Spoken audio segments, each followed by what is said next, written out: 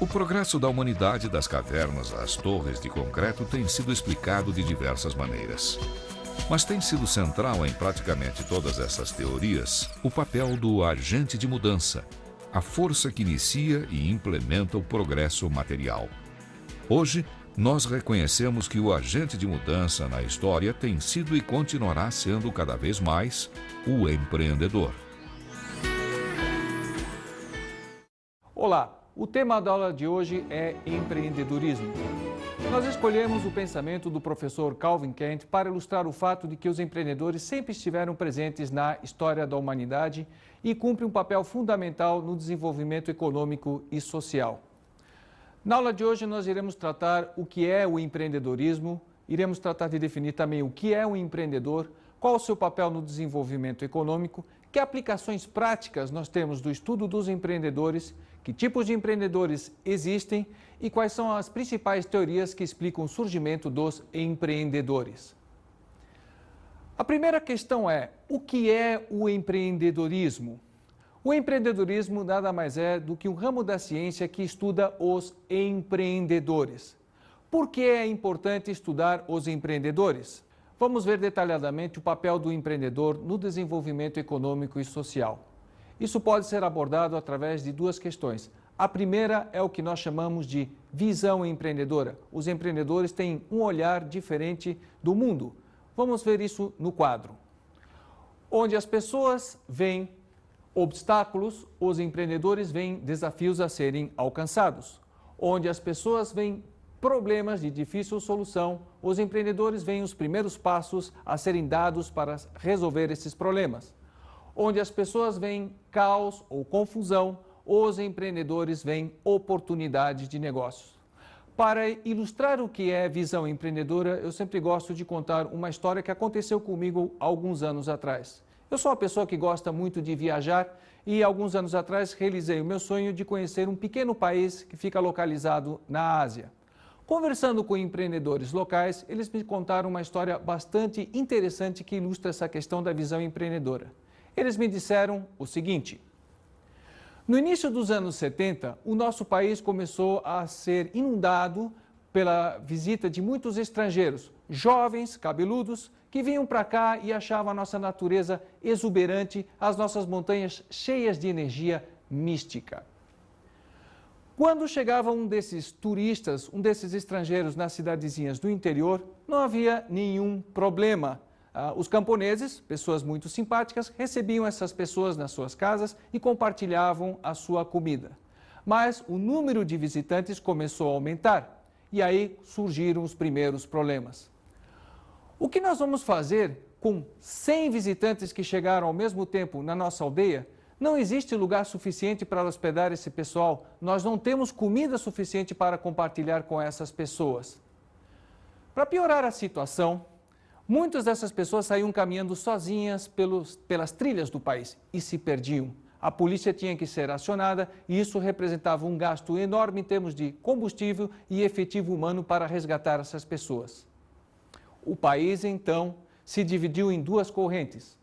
A primeira corrente disse o seguinte: os estrangeiros sempre representaram um problema para o nosso país. Portanto, é fácil resolver isso. Vamos impedir ou restringir a entrada de estrangeiros aqui. A segunda corrente era formada por empreendedores. O que eles disseram? Um momento, será que isso é um problema? Será que isso está gerando caos no nosso país? Ou será que nós estamos frente a uma oportunidade? Se essas pessoas não têm onde se hospedar, eis aí a oportunidade de criarmos pousadas. Se essas pessoas não têm onde comer, eis aí a oportunidade de criarmos restaurantes. Se essas pessoas se perdem, poderemos prestar serviços como guias. A corrente empreendedora venceu. No país vizinho, perdeu. No Reino do Butão, até hoje é muito difícil você conseguir um visto para entrar e visitar o país. Mas, nesse país que eu estou citando, o Nepal, a corrente empreendedora foi vitoriosa e eles conseguiram transformar um país inteiro num imenso parque temático. O que eu quero ilustrar com isso? Muitas vezes as pessoas ficam apenas olhando o mundo, encarando os problemas como coisas que não podem ser resolvidas. Mas os empreendedores encaram isso como desafios, agem para resolver esses problemas e, ao fazer isso, geram desenvolvimento econômico e social. A segunda questão que ressalta a importância dos empreendedores está em termos de modelos para o desenvolvimento econômico. O modelo tradicional era baseado na grande empresa. O que se propunha? Se você trouxer uma grande empresa para o seu país ou para a sua região, essa grande empresa vai gerar empregos e vai gerar oportunidades de negócio para outras pequenas empresas. Um exemplo clássico disso seria aqui no Brasil o fato de que vários governos municipais querem trazer, por exemplo, montadoras de automóveis para a sua cidade. Se nós considerarmos que a principal função desses modelos é a geração de emprego e renda, esse modelo baseado na grande empresa começou a dar sinais de desgaste. Por quê? Percebeu-se que as grandes empresas cada vez são mais capital intensivas, ou seja, investem muito mais em equipamentos com a menor geração de empregos. Para dar um exemplo sobre isso, nós podemos considerar que uma empresa de médio porte poderia estar investindo 12 milhões de reais para gerar apenas 30 empregos. Teríamos aí então uma relação de 400 mil reais por emprego gerado. Já uma pequena empresa teria uma relação diferente. Nós poderíamos estar gerando um emprego com apenas 10 mil reais. Por quê? Porque as pequenas empresas tendem a ser mais trabalho intensivas, utilizando mais mão de obra do que equipamento. Essa constatação significou uma mudança de estratégia em termos de política de desenvolvimento econômico. Os organismos internacionais e os governos começaram a se preocupar com a instalação de pequenas empresas. Mas quem é o responsável pela criação de pequenos negócios? A resposta é clara: o empreendedor. Se nós pararmos para analisar o histórico das grandes empresas, iremos perceber que nenhuma empresa surgiu grande. Muitas delas foram fundadas por pessoas que tiveram a iniciativa empreendedora, muitas vezes no fundo de uma garagem, e a partir de uma ideia criaram um negócio que foi se expandindo até se transformar numa grande corporação. Portanto, o que se entendeu é que, se nós quisermos promover o desenvolvimento econômico, nós temos que estar focados no desenvolvimento de empreendedores. Nesse sentido, o empreendedorismo pode trazer para nós algumas soluções interessantes de como desenvolver novos empreendedores. Para isso é necessário estudar os empreendedores já existentes. Como evoluiu o estudo dos empreendedores? Qual é o histórico do estudo dos empreendedores, do empreendedorismo? No século XIX, o empreendedorismo se limitava ao estudo da biografia de grandes empresários, como, por exemplo, o Barão de Rothschild ou o Barão de Mauá. Se tratava de descrever a trajetória de sucesso dessas personalidades. No início do século XX, em 1920, nós temos a origem do estudo sistemático dos empreendedores na Universidade de Harvard, através do estudo sistemático dos empreendedores.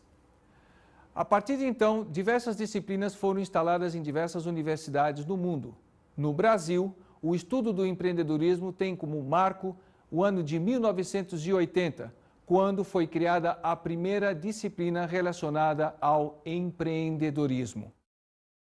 Atualmente, quais são as principais áreas de estudo dos empreendedores?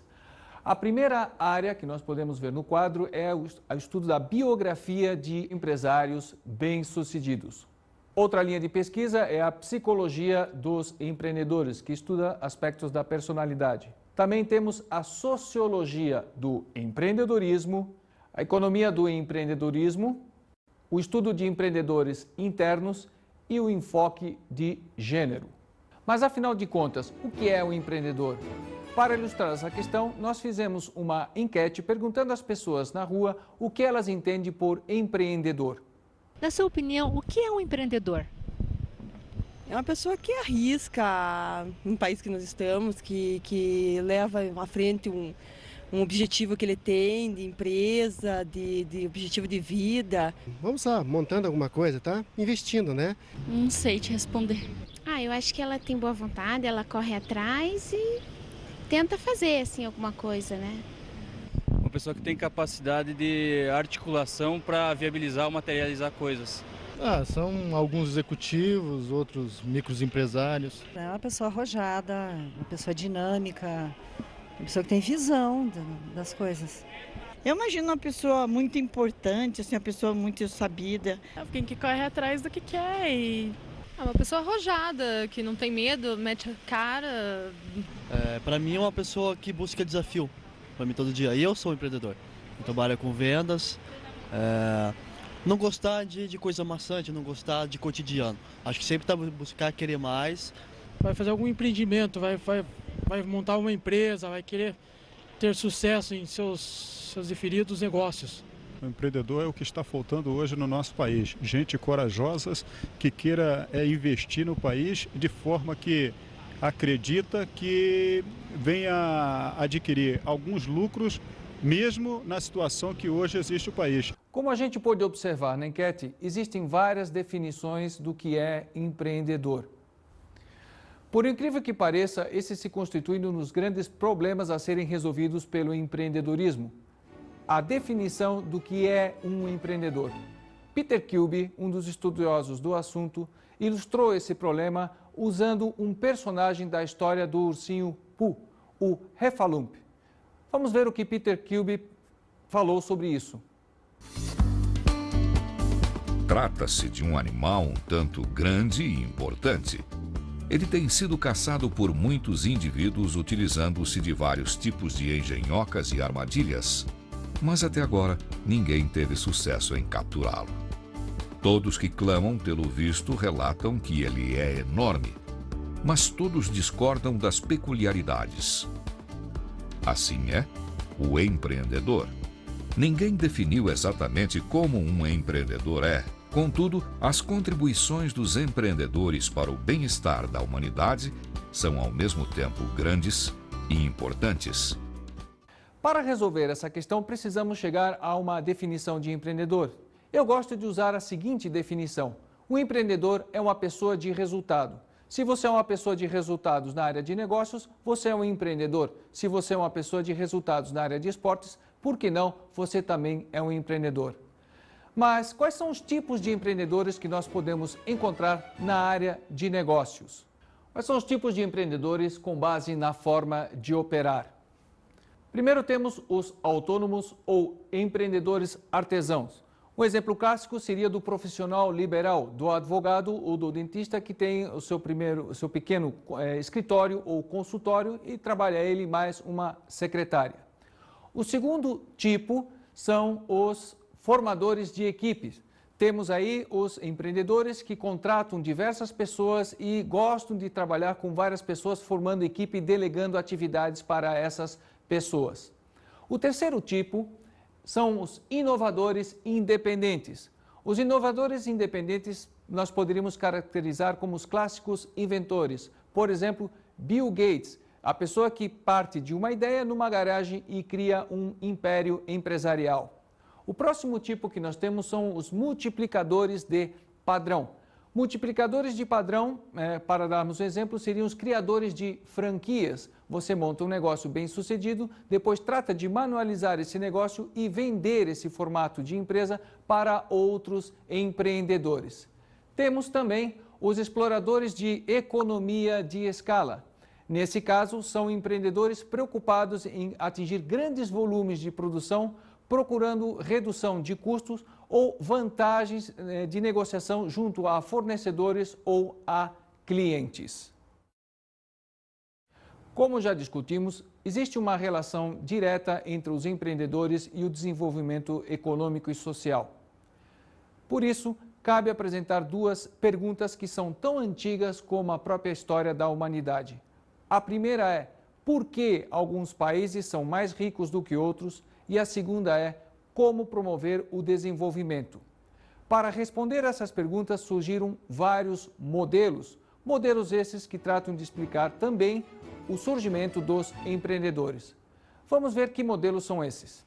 O primeiro é o que nós chamamos de escola biológica e é representado por dois pensadores, Huntington e Fanfani. Huntington estudou a relação entre clima e desenvolvimento econômico. Ele percebeu algumas coisas interessantes. A primeira é a eterna luta do ser humano contra o meio ambiente. Por exemplo, em países mais frios, as pessoas têm que trabalhar nas estações do verão e da primavera para estocar alimentos para o inverno. Em países com clima mais quente, não haveria necessidade de fazer isso. Portanto, as pessoas apenas poderiam procurar o alimento em qualquer época do ano. Isso levaria a essas sociedades localizadas em climas mais prósperos, mais benignos, a ter um desenvolvimento tecnológico menor, porque a necessidade é a mãe da intenção e da invenção. Portanto, não teriam a necessidade de ter um desenvolvimento tecnológico igual a outras sociedades que estariam localizadas em climas mais agressivos. Ele percebeu também que os países mais desenvolvidos no início do século XX, quando ele formulou a sua teoria, estavam situados numa faixa de clima temperado no hemisfério norte. Concluiu, então, que haveria uma estreita relação entre clima e desenvolvimento econômico e prosperidade nos negócios. Nós podemos concordar com Huntington no seguinte aspecto. É fato que nenhuma civilização prosperou no Polo Norte ou no Polo Sul. Mas, por outro lado, como explicar o fato de que grandes civilizações surgiram na história da humanidade fora dessa faixa de clima temperado proposta por ele? Portanto, nós podemos aceitar que o clima interfere no desenvolvimento econômico, mas definitivamente não é o fator decisivo. Uma outra teoria bastante curiosa foi formulada por Amintore Fanfani. Ele estudou o crânio das pessoas e propôs que raças que teriam um crânio mais alongado teriam maior propensão para os negócios. Assim, você, olhando o crânio de uma pessoa, poderia dizer: você tem vocação para os negócios ou, infelizmente, meu amigo, você não tem vocação para os negócios. Essa teoria foi completamente descartada porque estudos com base científica comprovaram posteriormente que não há nenhuma relação entre etnia, formato do crânio e vocação para o mundo dos negócios. Portanto, as duas teorias da escola biológica terminaram por ser descartadas. A outra escola que explica o desenvolvimento econômico e o surgimento dos empreendedores é o que nós chamamos de escola sociológica. Essa escola é representada por dois grandes pensadores. O primeiro foi Max Weber e o outro foi Toynbee. O que propôs Max Weber? Ele estudou a relação entre crenças, valores e desenvolvimento econômico. Disse, por exemplo, que a ética protestante foi a grande responsável pelo surgimento do capitalismo na Europa e pelo surto de desenvolvimento que aquele continente viveu. Max Weber não estava totalmente errado na sua proposição. Há alguns indicadores bastante interessantes que são aceitos até hoje de que maneira a cultura pode influenciar o florescimento dos negócios. Vejamos, por exemplo, a questão das histórias infantis. Elas cumprem o papel de colocar para as crianças um modelo que se espera que elas sigam quando forem adultas, de acordo com os padrões culturalmente aceitos pela sociedade onde ela está sendo criada. Um exemplo disso nós temos nos contos das Mil e Uma Noites. Vejamos, por exemplo, a história de Simbad, o Marujo. Ele empreende diversas viagens e em todas elas parece que a história se repete. Ele é corajoso, ele vai rumo ao desconhecido, sofre uma série de percalços, por exemplo, seu navio naufraga. Ele sobrevive ao naufrágio, enfrenta obstáculos, consegue riquezas e volta para Bagdá. O que seria de se esperar? Que Simbad se estabelecesse na cidade e ficasse ali aposentado. Mas a aventura chama ele e ele empreende uma nova viagem. Compra mercadorias para vender num outro país, perde essas mercadorias, ganha riqueza, compra novas mercadorias, vende essas mercadorias e, como é um hábil comerciante, consegue mais riqueza, retorna a Bagdá e tem o reconhecimento dos governantes e da população local. O que essa história está mostrando para a criança? Olha, o que nós esperamos de você quando você for adulto é que você não tenha medo da incerteza, que você tenha persistência para enfrentar obstáculos e, principalmente, que você seja uma pessoa bem-sucedida nos negócios. Qual a consequência? Bem, os muçulmanos são famosos no mundo inteiro por serem hábeis comerciantes. Uma pesquisa realizada por Rose de Andrade revela o impacto das crenças e valores na educação das crianças. Foi perguntada a uma mãe católica o que ela esperava que o seu filho fizesse aos 7 anos de idade. A resposta: que seja um menino obediente e ordeiro. A mesma pergunta foi feita a uma mãe protestante e a resposta foi: que vá sozinho para a escola. O que nós aprendemos a partir dessa pesquisa? Bem, enquanto uma mãe estava colocando na criança a crença de obedecer a alguém, a outra estava colocando na criança a crença de que é necessário se virar sozinho, ser independente, o que é uma das características de empresários bem-sucedidos. Dentro da escola sociológica, um outro pensador foi Toynbee. Toynbee estudou a relação entre acontecimentos históricos e o desenvolvimento econômico, cultural e tecnológico. Ele percebeu, por exemplo, que a Áustria, na iminência de uma invasão do Império Otomano, viveu um grande apogeu em termos de desenvolvimento tecnológico, militar e econômico. Estudou também a relação de grupos étnicos que tinham emigrado para outros países e o empreendedorismo. Percebeu, por exemplo, que em alguns países até 90% dos empresários estabelecidos tinham origem em grupos de imigrantes.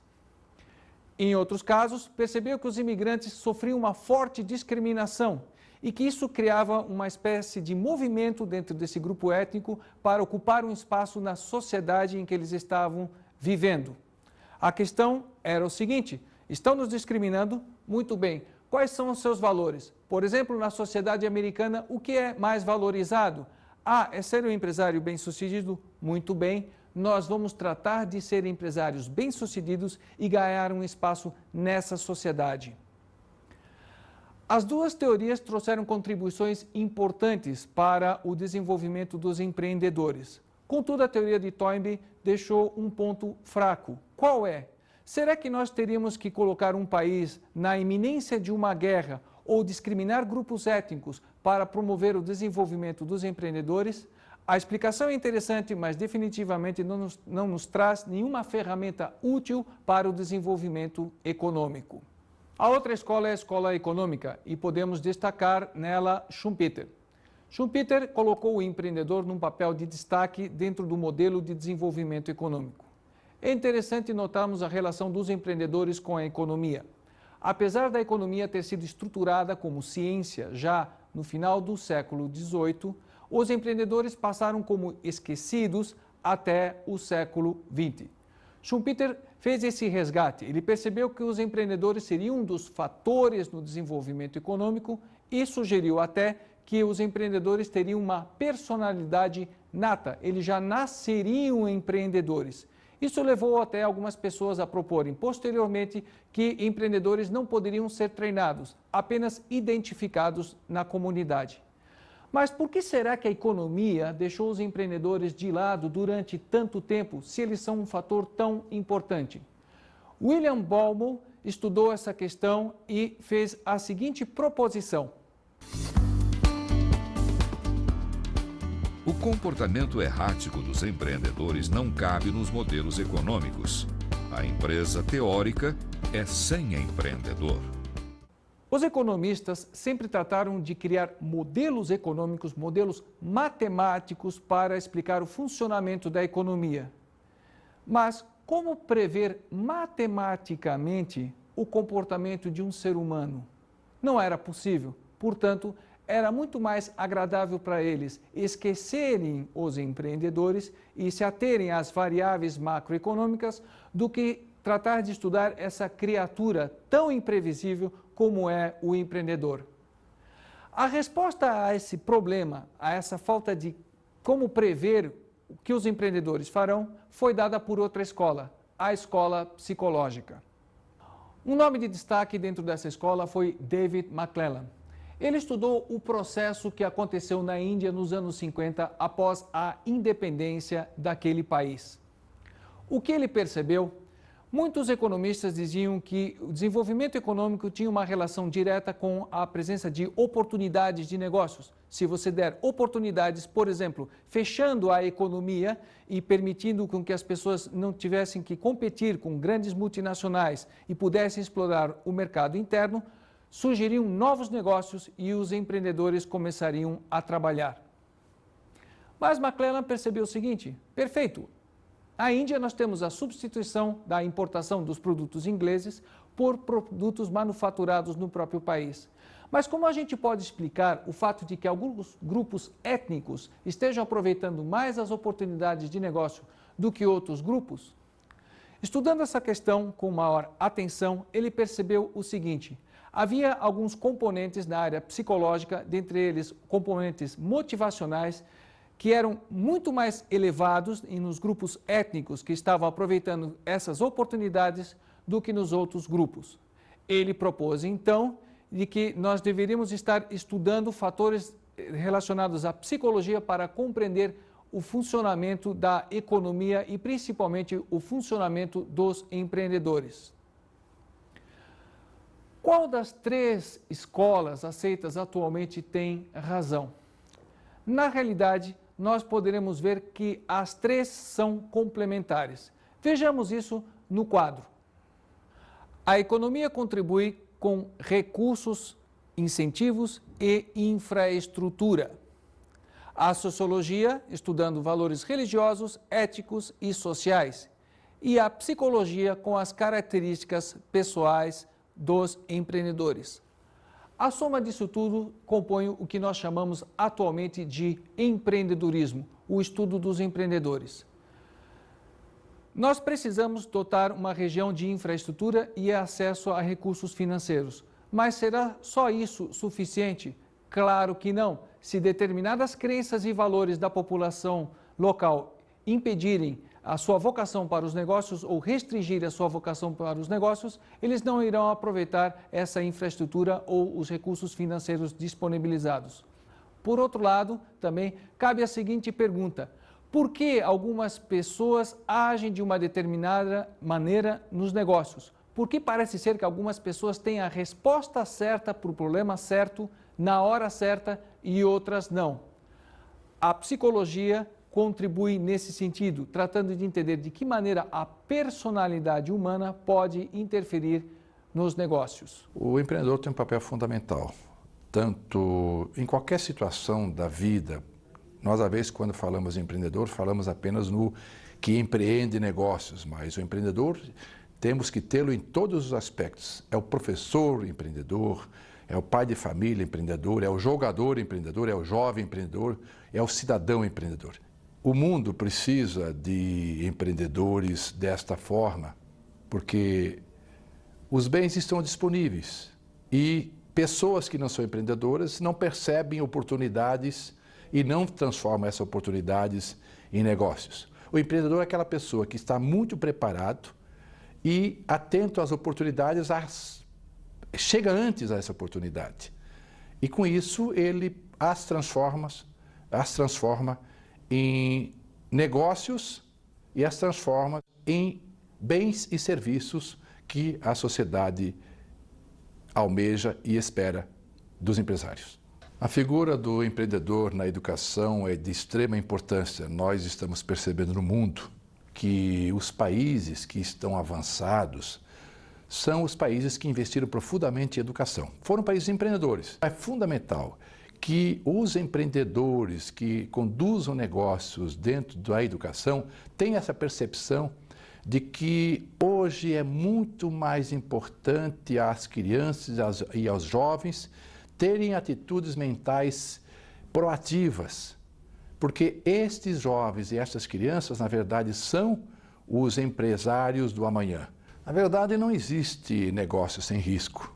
E é por isso que os empresários, os empreendedores precisam se preparar. E atente, porque dinheiro não aceita desaforo. Mal usado, ele muda de mão. Então, mas também ser empreendedor em negócios não é uma aventura. E todo negócio exige risco uma dose razoável de risco, mas existe também a cautela de quem prepara e se planeja, monta o seu plano de negócio, verifica todas as alternativas, os prós e os contras, e aí sim, e porque ele é empreendedor, ele sai na frente. Um empreendedor de sucesso, na verdade, é um ousado, mas não é um ousado aventureiro, é um ousado com riscos calculados. Ele tem uma visão muito positiva de futuro, onde as outras pessoas veem problema, ele vê oportunidades. E também ele acaba conseguindo uma extensa rede de relacionamentos, porque ele está conectado não só com a sua periferia, mas ele está conectado com o Estado, com o país, com o mundo. E também é alguém que é muito curioso. Ele não se conforma com o que já está feito. Ele sempre acha que é possível fazer melhor, sempre acha que é possível encontrar novas alternativas onde os outros acham que há normalidade. Com certeza, o diferencial entre os países está entre pessoas empreendedoras ou não. O Brasil, pelas estatísticas, pelas pesquisas realizadas, é um país muito empreendedor. Infelizmente, ainda existem muitos empreendedores por necessidade e não por oportunidade. E nós sabemos que em outros países esse índice de empreendedores por oportunidade é muito maior. É preciso que desde pequeno as pessoas, as crianças, sejam estimuladas a terem atitudes empreendedoras. Jovens empreendedores, cidadãos empreendedores, pais de famílias empreendedores, militares empreendedores, políticos empreendedores, também empresários empreendedores, líderes, governadores empreendedores, prefeitos, presidente empreendedor. Este país, com certeza, é possível e, com certeza, será um país que irá muito mais longe.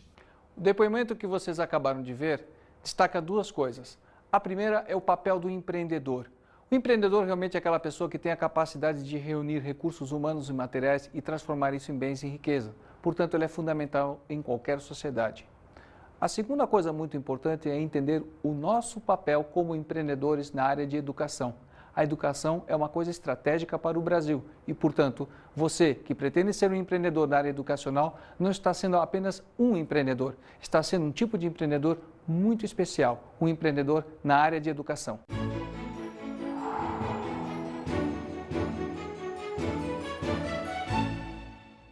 Como dica de estudos para vocês, eu recomendo a leitura dos seguintes livros. O Empreendedor, Fundamentos da Iniciativa Empresarial, de Ronald J. Degin, publicado pela McGraw-Hill. O relatório Global Entrepreneur Monitor, Empreendedorismo no Brasil 2004, publicado pelo Instituto Brasileiro de Qualidade e Produtividade do Paraná. Empreendedorismo, Ciência, Técnica e Arte, publicado pelo Instituto Evaldo Lodge. Bons estudos para todos vocês!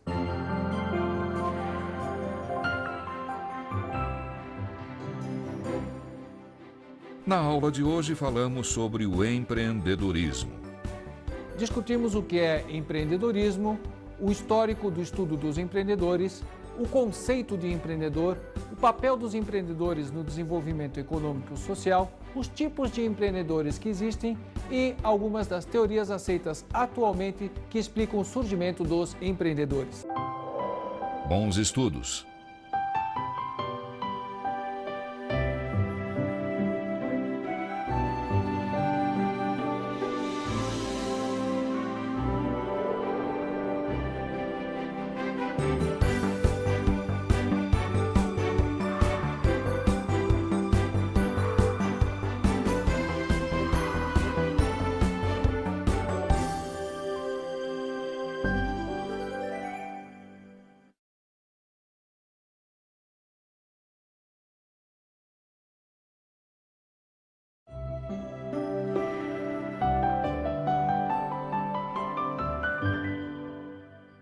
Quando você trata do tema de empreendedorismo, é fundamental você esclarecer algumas coisas.